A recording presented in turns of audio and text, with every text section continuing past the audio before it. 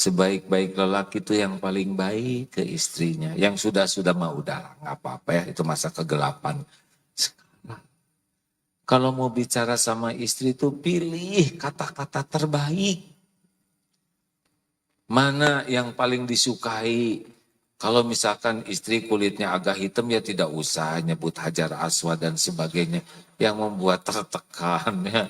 Atau hitam kemerah-merahan agak rumit itu hadirin. Umairah itu kan putih kemerah-merahan ya. Cari kata-kata yang baik. Kalau enggak usah ngomong.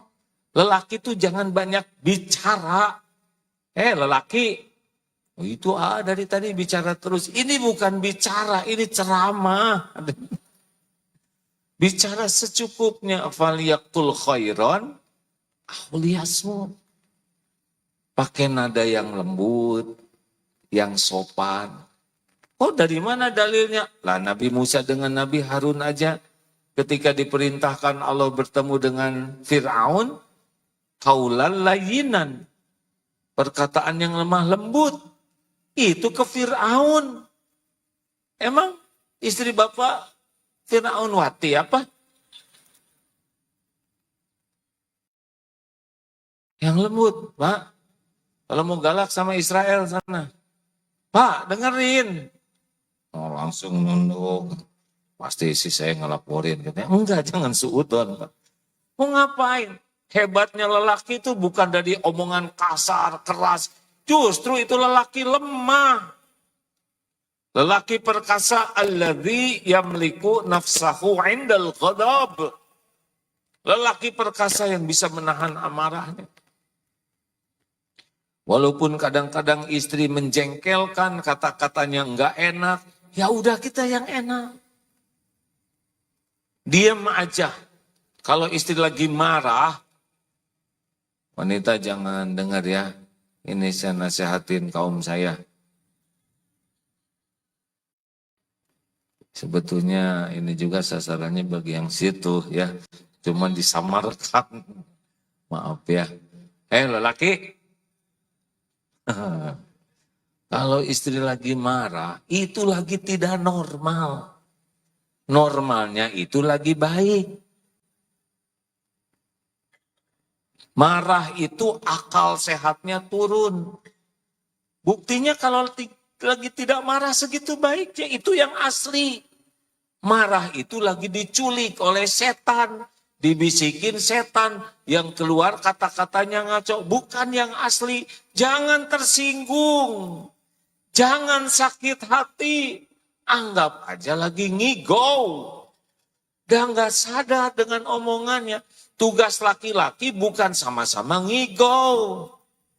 Jangan diladenin dengan kemarahan, itu kita pengecut, salah.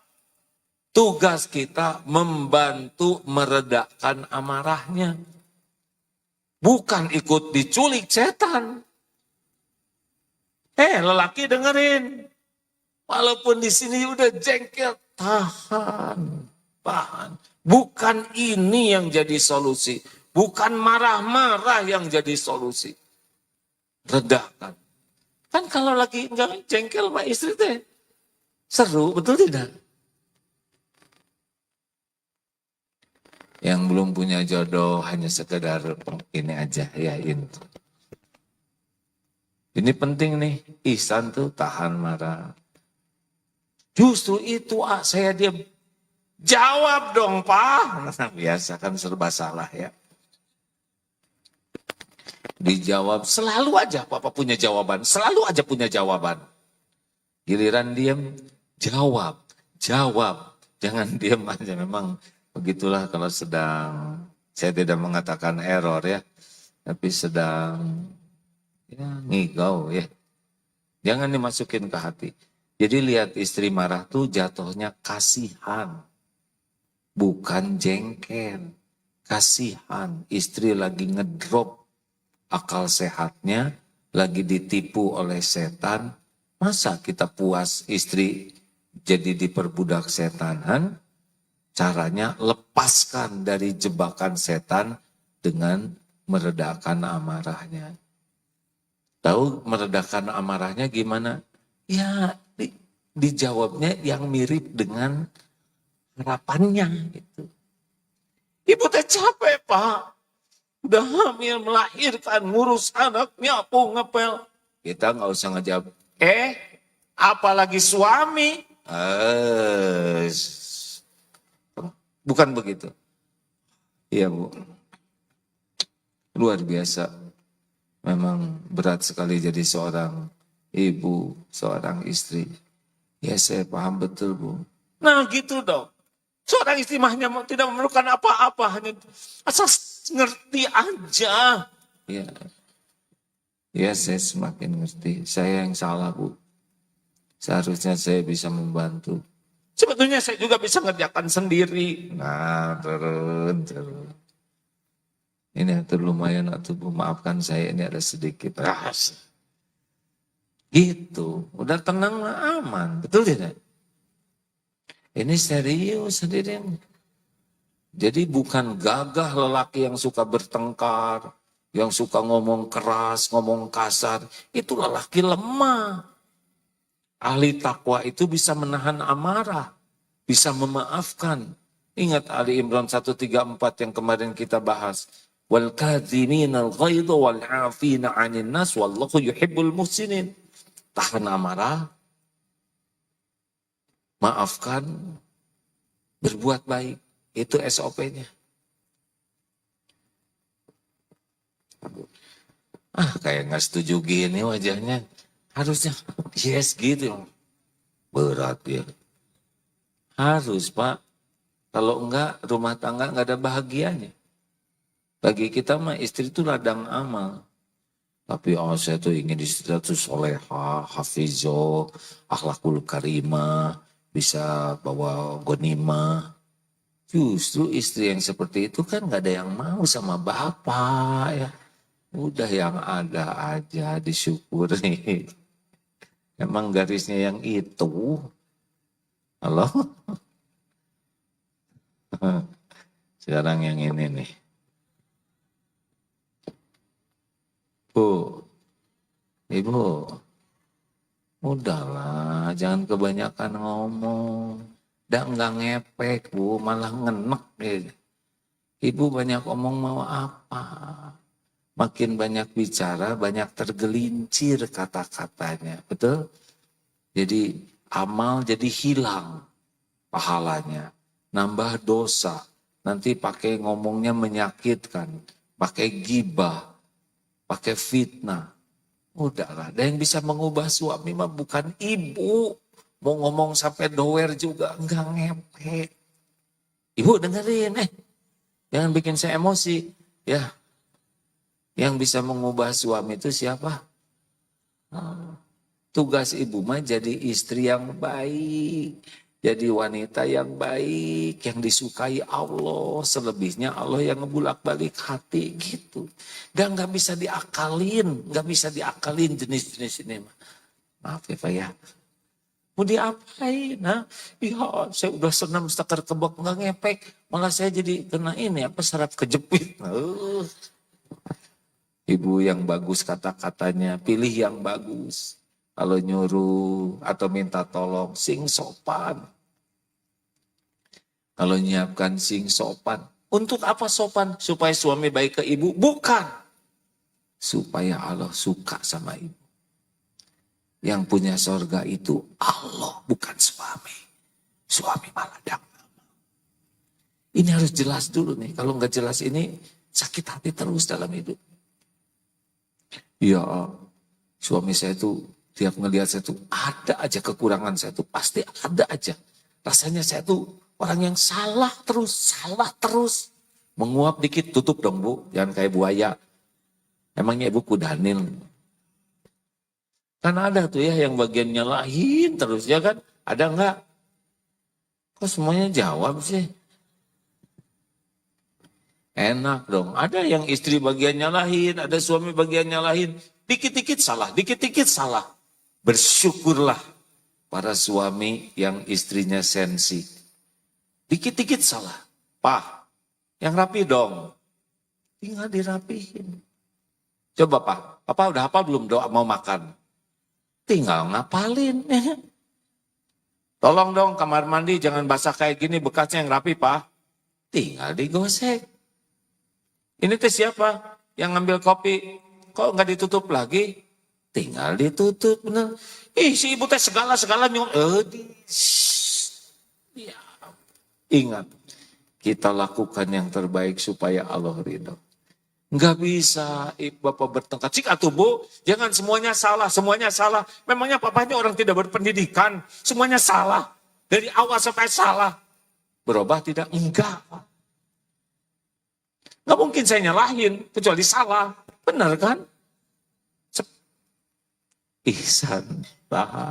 Kalau udah nggak kuat, misalkan bunyi terus ya, tinggal lapor ke pemiliknya. Ya Allah. Sudah 2 jam, ngomel tiada akhir dan bulak-balik lagi yang itu lagi. Diungkit yang lalu. Gak usah dijawab laporan aja. Boleh tidak sholat? Boleh. Tapi jangan jadi alasan ya.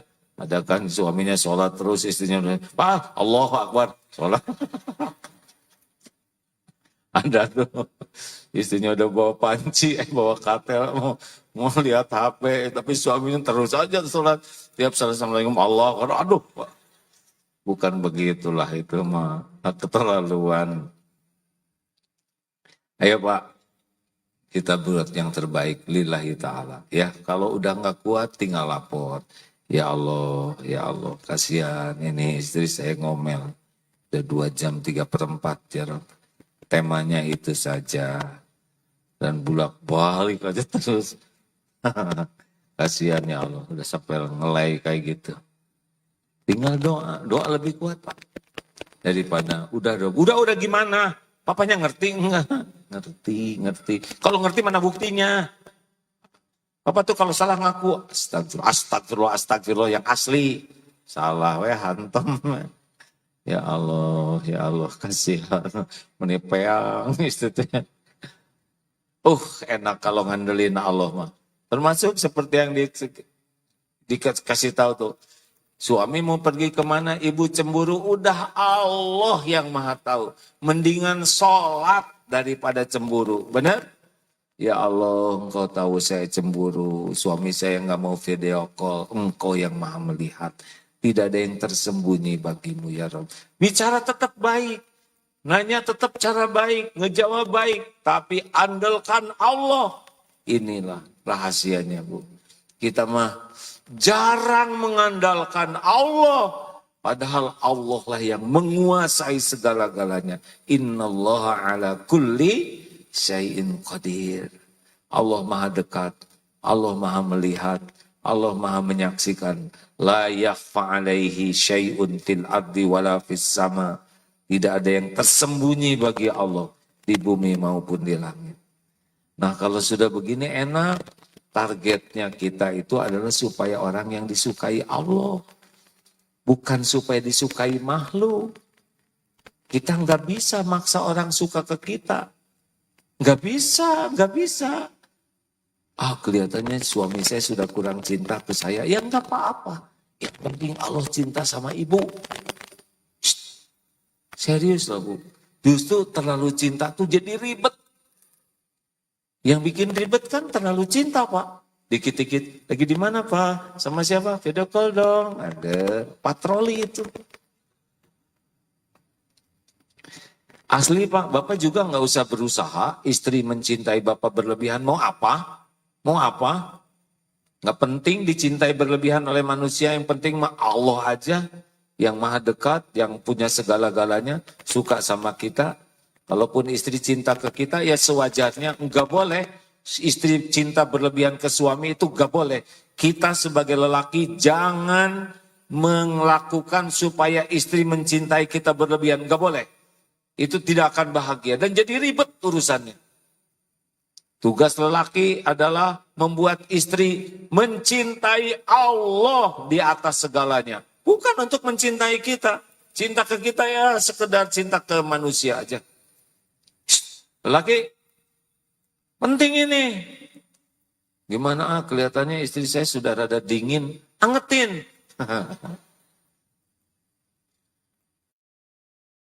Justru kebahagiaan lelaki itu bukan istri mabok kepayang ke kita. Justru istri mabok kepayang ke Allah. Itu yang membuat bahagia tuh. Istri itu nggak akan bahagia dengan dibahagiakan oleh suami. Enggak. Yang suka ditayang-tayangkan gitu ya, kemesraan di medsos. Itu ciri-ciri kurang bahagia tuh. Yang bahagia asli mah nggak ada perlunya. Tidak ada perlunya pamer kemesraan di medsos. Mau apa? Hah? Yang pamer-pamer itu, tapi kita nggak usah seudon ya. Kan kalau kita pamer kemesraan di medsos, tidak semua orang punya pendamping hidup, betul tidak? Nanti jadi iri. Hah? Benar tidak? Kalau mau mesra-mesra aja di tempat yang tidak usah membuat orang jadi kotor hati. Makanya hati-hati nih yang punya banyak medsosnya. Ya syukurlah kalau nggak ada followersnya. Makin banyak follower bisa makin nggak ikhlas dalam melakukan apapun. Pak, Bu, jangan sibuk membuat orang suka ke kita. Sibuklah agar Allah suka ke kita. Kalau berbuat ke orang tanpa pamrih. Seperti jantung berdetak tiap waktu, tiap saat, berdegup tiap waktu. Tidak pernah sibuk menonjolkan diri. Terus, atau seperti matahari bersinar, menyinari bumi, tak harap kembali. Hanya memberi, tak harap kembali. Betul? Atau seperti akar yang dipuji, pohonnya indah, rindang. Padahal akar tuh yang mati-matian menghujam ke tanah. Ini bunganya indah sekali. Akar tuh. Ini buahnya ranum. Oh anggur ini Masya Allah. Akar tuh yang kerja keras. Gak ada yang muji, benar? Atau seperti gula. Teh manis, enggak disebut teh gula. Giliran kopi disebut kopi. Martabak telur disebut telur. Martabak manis tidak disebut gula, ya kan? Tapi giliran penyakit disebut penyakit gula nih. Gula nggak sakit hati, nggak dendam jadi pahit, jadi asam, nggak manis we terus. Ini teh ngerti nggak senyum-senyum teh? Ini dalam nih hadirin. Jadi maksud saya teh, ayo kita nikmati hidup ini berbuat yang terbaik. Ke Allah tentu saja semuanya lillahi ta'ala, ke orang tua. Pak, orang tua saya dulu waktu saya kecil ninggalin saya. Orang tua saya pisah, orang tua saya nggak begitu peduli. Kita berbuat baik ke orang tua bukan karena kebaikan orang tua ke kita. Kita berbuat baik ke orang tua karena Allah menyuruh kita birrul walidain. Terlepas orang tua kita dulu baik atau tidak ke kita. Terlepas orang tua menghargai kebaikan kita atau tidak. Terlepas orang tua sayang ke kita atau tidak, kita berbuat baik. Kenapa? Karena Allah yang nyuruh. Gitu hadirin. Tuh persoalan orang tua suami istri, itu mah persoalan orang tua. Persoalan kita itu adalah berbakti ke orang tua. Doakan yang banyak. Doa yang banyak. Kan ada yang mendoakan orang tua. Berapa kali doa ke orang tua sehari? 5 kali. Wah kamu masih belum baik sama orang tua, masih durhaka. Kenapa Yai nyebut gitu? Coba doakan orang tua 5 kali. Rabbik firli wali walidayya warhamhuma kama rabbayani shaghira. Rabbik firli warhamni wajbuni irfan. Rabbik firli wali walidayya warhamhuma kama. 5 kali. Capek enggak? Enggak. Berkeringat tidak? Tidak. Pusing tidak? Tidak. Orang tua ngurusmu siang malam capek, pusing, berkeringat, air mata. Masa Rabbik firli aja 5 kali udah merasa berjasa. Itu juga nggak ngerti lagi artinya. Tuh gitu, ke orang tua tuh ihsan. Berikan yang terbaik. Apalagi kalau masih ada, beri sebelum orang tua meminta. Istri, suami itu anak orang tua harus tahu ya. Kalau anak perempuan ketika nikah, maka suami lebih utama. Tapi kalau lelaki nikah, tetap orang tua yang lebih utama. Disupport. Suami saya suka ngasih uang ke orang tuanya. Support. Tapi orang tua saya nggak pernah dikasih oleh suami saya. Enggak apa-apa. Minta ke Allah. Jelas tidak? Ya suami saya kalau ke orang tuanya sendiri suka ngasih tapi kalau ke orang tua saya ngasih sedikit, jangan bilang ke suami. Ridho aja, minta ke Allah. Ya Allah beri rezeki orang tua saya dari mana saja. Enak kan? Daripada suami saya enggak adil, pelit sama orang tuanya ngasih, orang tua saya enggak, padahal saya adalah anak orang tua saya. Ya. Jangan untuk semangatin suami supaya bisa berbakti ke orang tuanya. Walaupun ada rada gimana, apa-apa. Allah tahu perasaan ibu. Allah tahu pergulatan hati ibu. Allah tahu ibu menganjurkan suami berbakti ke orang tuanya. Nanti Allah yang ngebulak balik hati suami. Atau Allah ngasih jalan keluar yang lain. Asal ikhlas. Karena ada istri yang suka menghalang-halangi suaminya berbuat baik ke orang tuanya. Itu dosa. Jangan. Mikir. Pasti suami saya nih nge-SMS sama Udahlah emang gitu Bu. Kalau orang ngarap-ngarap pertolongan Allah, sukanya adalah mematuhi yang Allah sukai. Jangan ragu-ragu ya sama orang tua. Kemudian ihsan ke siapa lagi? Ke guru. Kalau ke manusia yang paling tinggi ke orang tua. Ke guru. Guru itu yang jadi jalan ilmu. Benar? Kalau nggak ada ilmu kita nggak bisa ningkat iman kita. Ini serius nih hadirin. Pupuk iman adalah ilmu, pemandu amal adalah ilmu. Orang kurang ilmu pasti kurang iman dan kurang amal. Nah sekarang siapa yang jadi jalan ilmu sehingga kita mengenal Allah? Doakan yang banyak, doakan yang banyak. Guru-guru kita tuh didoakan, keluarganya, keturunannya. Walaupun nggak mengenal kita, kita tahu dapat manfaat, doakan. Allah mendengar setiap doa, tersembunyi sekalipun.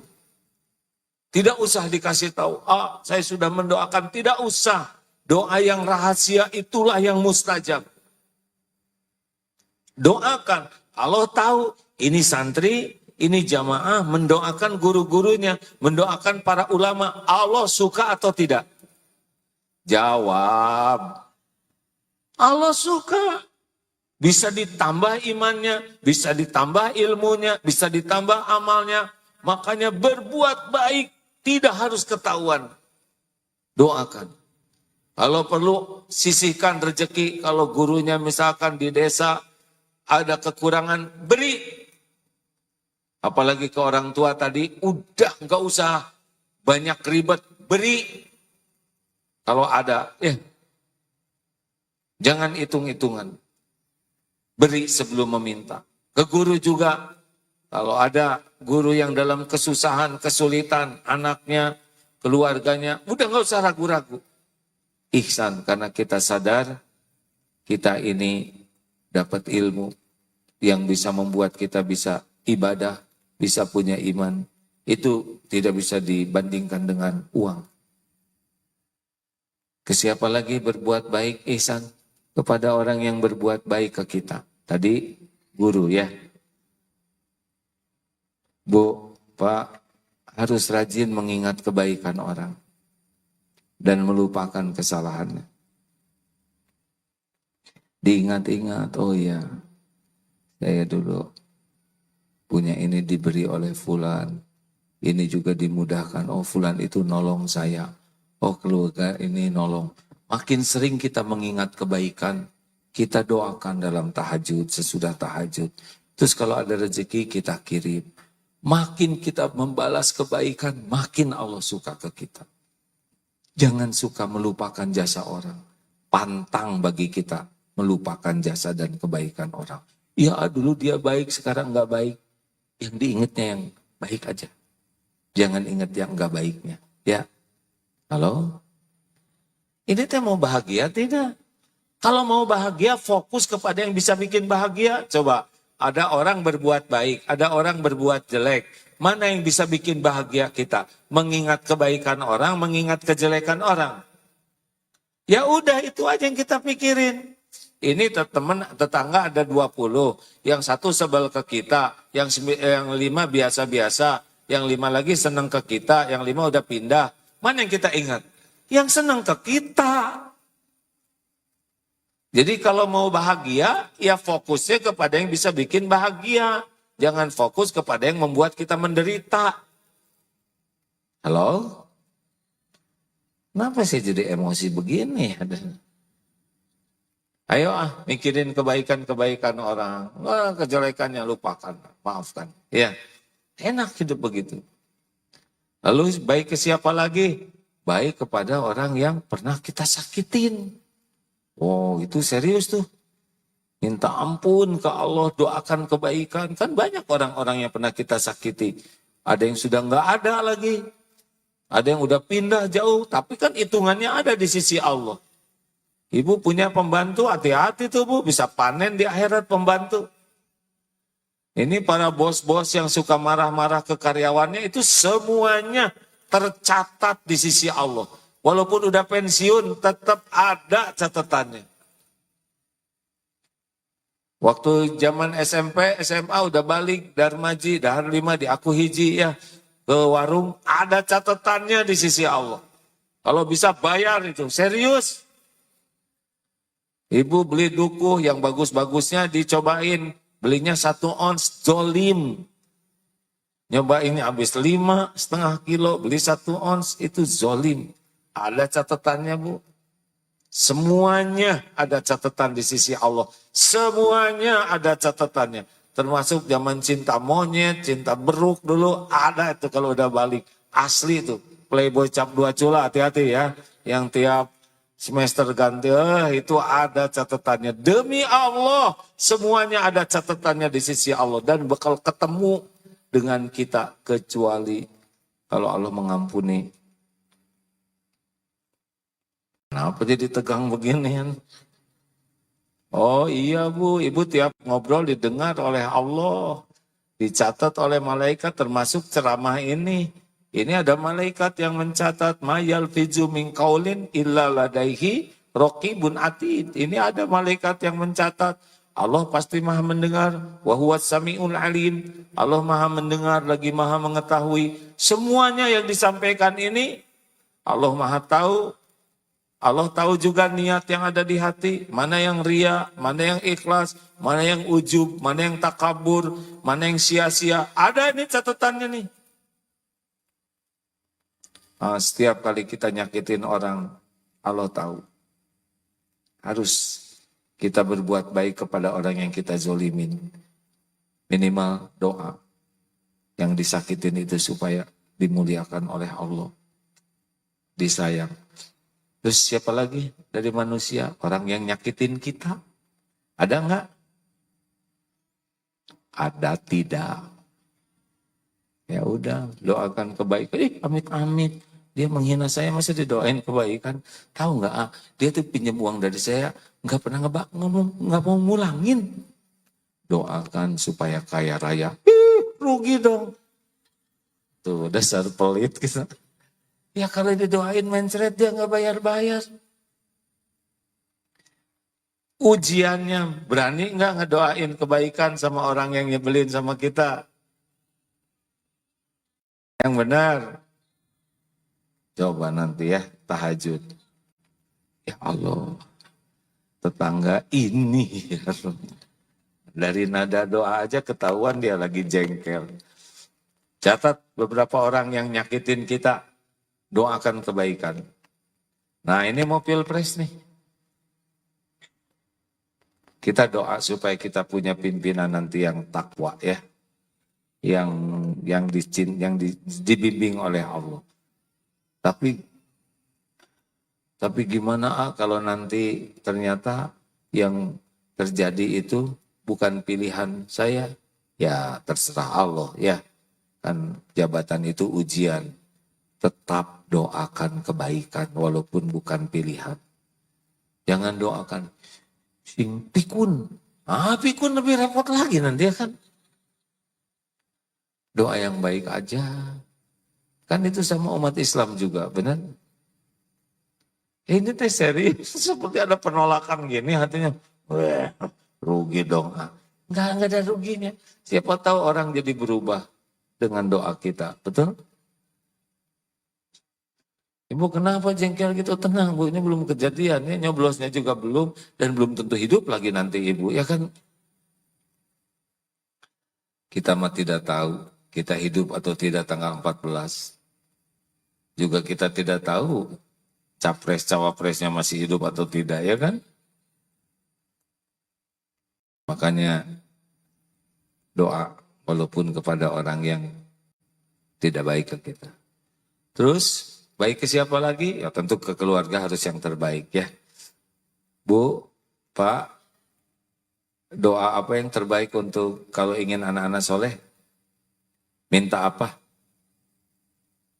Minta apa kalau ingin anak-anak supaya soleh solehah?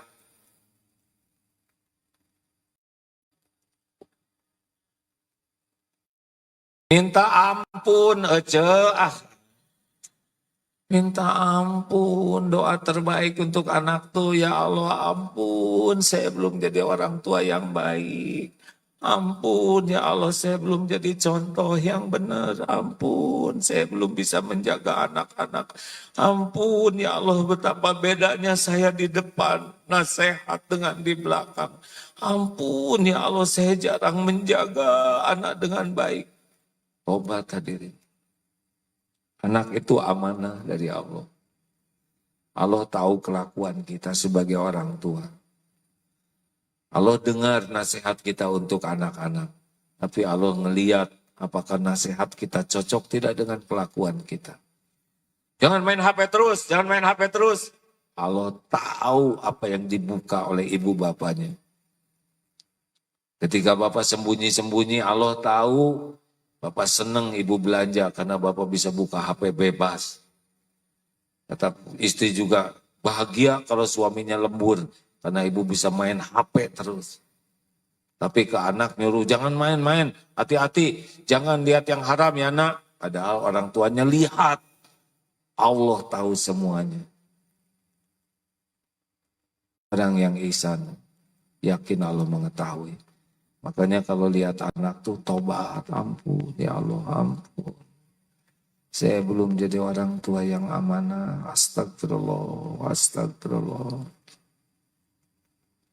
Baru sesudah itu Rabbana hablana min azwajina wa dzurriyyatina qurrata ayun waj'alna lil muttaqina imama. Mana sih yang harus baik di rumah? Orang tua ke anak, anak ke orang tua. Kan? Mana yang harus baik? Dua-duanya. Mana yang harus lebih baik? Orang tua ke anak, anak ke orang tua. Jawab. Bagus, orang tua ke anak. Bagaimana anak bisa niru kebaikan kalau orang tuanya tidak baik? Mana yang harus lebih sopan? Orang tua ke anak, anak ke orang tua? Orang tua ke anak. Lelaki, mana yang harus lebih sopan? Suami ke istri, istri ke suami? Shh. Diam atuh Bu, ibu ikut campur aja, ini urusan saya. Enggak jadi Pak, yang ini aja. Suami, mana yang harus sopan? Suami ke istri, istri ke suami? Dua-duanya. Mana yang harus lebih sopan? Suami ke istri atau istri ke suami? Shh. Bu, nggak usah ikut campur. Mana Pak? Istri ke suami, suami ke istri. Kepala keluarganya siapa? Suami kepala keluarga, ya kan? Suami dong yang harus ngasih contoh. Masa nuntut istri sopan, dia sendiri nggak sopan? Apa Bu? Ini bahagia sih Ibu teh. Kita Pak, kita kepala keluarga. Rasulullah SAW, kepala negara, seorang Nabi Rasul, beliau yang memberikan keteladanan. Tidak ada yang menandingi akhlak beliau. Benar? Jadi kalau kita ingin di rumah jadi baik, nggak punya pilihan. Kita laki-lakinya. Ibu nanti jangan rewel ya. Kalau suami kurang baik, tuh Pak, ingat ceramah Aagim. Jangan nyebut-nyebut nama saya untuk kepentingan pribadi. Kalau ibu ingin suaminya jadi baik, gimana coba?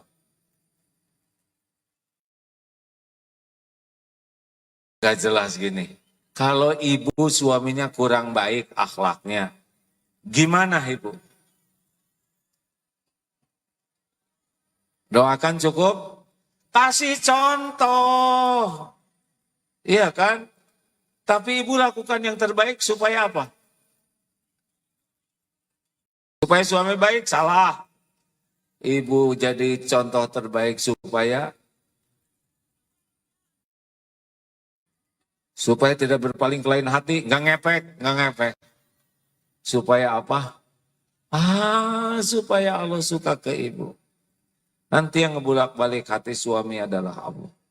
Allah Subhanahu wa taala muqallibal qulub. Ingat ya, kalau kita ingin perilaku jadi baik, yang pertama diperbaiki adalah hati. Ala inna fil jasadi mudghah, idza salahat salahal jasadu kullu wa idza fasadat fasadal jasadu kullu, ala wahyal qalbu, al-qalb. Ketahuilah dalam jasad ini ada segumpal daging, kalau dia baik, baik seluruhnya. Kalau dia jelek, jelek seluruhnya. Itulah yang dinamakan kalbu. Nah hidayah itu datangnya ke hati. Makanya kita harus minta kepada Allah, ya muqallibal qulub, tsabbit qalbi ala dinik. Ya hai membulak-balik hati, tetapkan hati ini dalam agamamu. Atau surat Ali Imran ayat 5. Rabbana la tuzigh qulubana ba'da idh hadaitana wa hab lana min ladunka rahmah innaka antal wahhab. Supaya tidak dibuat hati ini condong kepada kesesatan sesudah Allah memberi hidayah. Hidup teh sebentar. Belum tentu lama, ya kan? Kita tidak tahu nih, pulang masih hidup atau tidak. Besok juga tidak tahu, kita masih ada atau udah dikubur. Benar-benar tidak tahu. Setiap waktu 1001 jalan menuju kematian kita. Bisa di mana aja. Di lift, di tangga, tempat parkir, penyeberangan, di bis.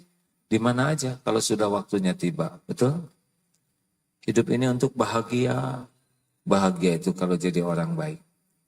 Iman dan amal soleh. Tidak ada bahagia dalam maksiat. Tidak ada bahagia dalam dosa. Tidak ada bahagia dalam perbuatan buruk. Tidak ada. Fokus aja. Jadi orang yang melakukan yang terbaik karena Allah mencintai orang yang berbuat kebaikan. Selesai. Hidup ini bakal bahagia. Orang mau gimana aja ke kita, itu pilihan beliau.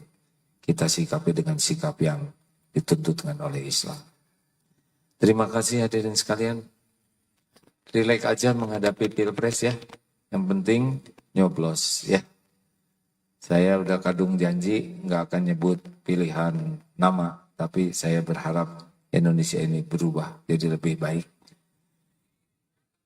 Ya masa mau gini terus ya kan banyak masalah, betul nih Dan? Udah segitu Bu. Ada pertanyaan silakan. Cukup ya? Mana yang mau nanya? Satu. Ikhwan. 2. Tolong deh. Itu yang di depan duluan, punten. Bismillahirrahmanirrahim. Assalamualaikum warahmatullahi wabarakatuh.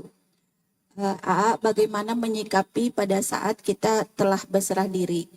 Lalu kan kita supaya tetap dicintai Allah. Bagaimana sikap kita sebagai seorang hamba untuk bisa terus istiqomah? Pertanyaannya yang mana? Pertanyaannya biar kita tetap selalu dicintai Allah pada saat kita akan terus berusaha menjadi istiqomah, menjadi yang lebih baik gitu. Baik. Jadi Assalamualaikum. Waalaikumsalam. Surat Al-Anbiya ayat 35 ya. Kullun nafsin dha'iqatul maut. Ingat mati yang banyak, Bu. Apalagi sekarang udah 62 nih resmi Masehi. 29 kemarin. Tinggal setahun lagi nih. 63. Tinggal 2 tahun lagi 64 ya. Tapi tinggal setengah tahun lagi kalau pulangnya 62 setengah. Tapi kalau hitungan Hijriah udah 63. Jadi Rasul meninggal pas usia saya sekarang ini. Tapi enak Bu, ingat mati terus deh Bu. Jangan-jangan saya tinggal setahun lagi. Atau mungkin kurang dari itu. Jadinya sayang waktu tuh. Kalau mau dipakai hal-hal yang tidak jadi bekal pulang, sayang. Misalkan lagi berat, mau tahajud karena capek gitu ya. Emang tinggal berapa malam lagi hidup saya? Kalau udah meninggal kan saya nggak bisa tahajud. Saum kan suka batal Bu, karena banyak yang nyuguhin. Itu tuh ngerusak niat nih. Ini Senin nanti ceramah di sana, siang pasti diajak makan. Saum Jadi pengen dua pahalanya. Pahala saum dan pahala buka. Ternyata bukanya hanya dikasih bubur kacang. Baru di Arab-Arab itu udah berantakan. Nah, waktu itu sempat sakit, lagi Ramadan, sehingga saumnya saum kodok. Ternyata saum kodok lebih kuat dibanding saum sunnah. Kenapa? Karena kan tidak boleh sembarang batal. Artinya kalau kita serius tuh oleh Allah dikuatkan. Ingat mati ya Bu, ingat mati terus. Ingat. Saya mungkin besok belum tentu hidup. Ini pertemuan terakhir nih. Yang kedua, kullu nafsin dha'iqatul maut. Wala nabluukum bisarri wal khairi fitnah. Ibu harus sadar terus bahwa setiap waktu kita ini diuji oleh Allah. Jadi setiap waktu dalam ujian, dalam keburukan dan kebaikan.